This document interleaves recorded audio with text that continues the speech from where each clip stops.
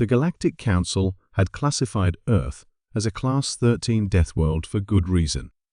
Atmospheric oxygen that corroded metal, oceans of caustic dihydrogen monoxide, gravity that crushed standard alien physiology, microscopic predators invisible to the naked eye, and worst of all, humans. General Vextar stood before the holographic display, mandibles twitching in agitation as the single transport pod hurtled back toward the mothership. Impossible. They had sent 4,000 of the Dominion's finest warriors to subdue the primitive bipeds of Sol 3. And yet, only one life sign registered on the returning vessel. "Status report," he chittered to his subordinate. "The pod has docked, General. Medical teams are standing by." Vextar stalked toward the hangar deck, flanked by his personal guard.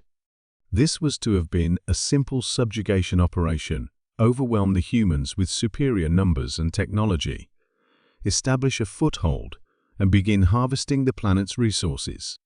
The Dominion had conquered 1,000 worlds using this strategy.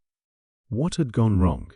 The transport pod's hatch hissed open, releasing a cloud of acrid smoke. A single figure staggered out: Sergeant Krill, once a proud warrior of the elite Crimson Battalion. Now, his exoskeleton was cracked and leaking fluids. One of his primary limbs had been severed at the joint. His compound eyes were dulled with trauma. "Sergeant, what happened down there?" Vextar demanded.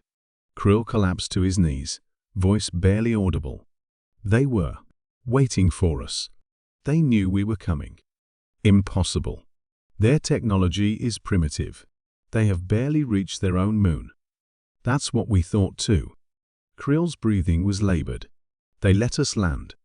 They let us establish our forward base. Then they came from everywhere." The medical team moved to stabilize the wounded soldier, but he waved them away with his remaining limbs. "The humans don't fight like any species we've encountered. They don't retreat when outgunned. They adapt.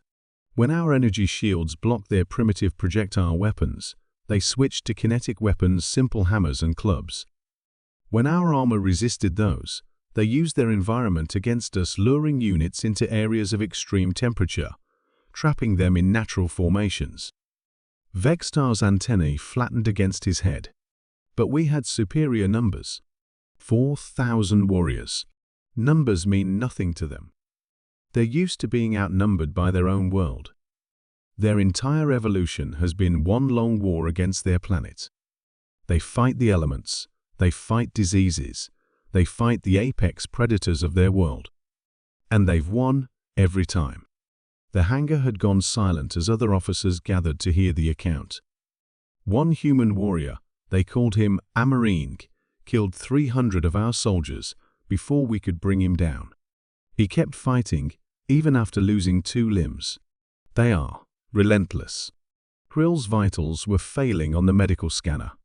A medic injected him with a stabilizing agent, but the soldier's chitin was turning gray. "We thought they were technologically inferior, but they weaponized everything around them. They set traps using the simplest tools.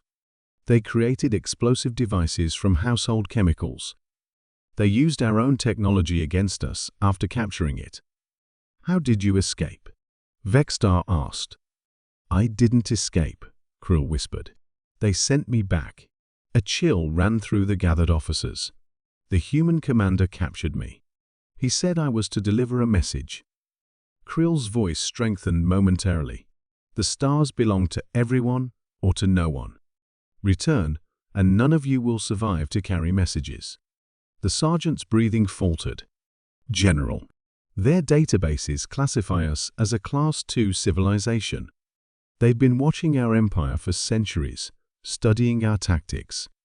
Earth wasn't an opportunity, it was a trap, and we fell into it." "That's impossible," Vextar hissed. "Their technological level is intentionally disguised," Krill interrupted. "They maintain a primitive appearance to lure threats into revealing themselves." On the medical scanner, Krill's life signs began to fade rapidly. "Sir," he gasped, "the human commander told me something else." He said if our leaders were wise, we would never speak of Earth again. We would remove it from our charts. We would pretend we never found it. With a final shudder, Sergeant Krill died, leaving the hangar in stunned silence. Vextar turned to his communications officer. Send word to the Council. Earth is to be reclassified. To what classification, General? Vextar stared at the dead soldier, remembering all the worlds the Dominion had conquered, all the species they had subjugated. None had ever sent an army home with a single survivor as a messenger. Class beyond measurement, he said quietly, and set course away from this system. Maximum speed. Behind them, unnoticed by the retreating aliens, a small device that had been hidden in Krill's severed limb socket blinked once, twice, and began transmitting Earth's newest weapons designs directly to the Human Defense Network. Just in case the message hadn't been clear enough.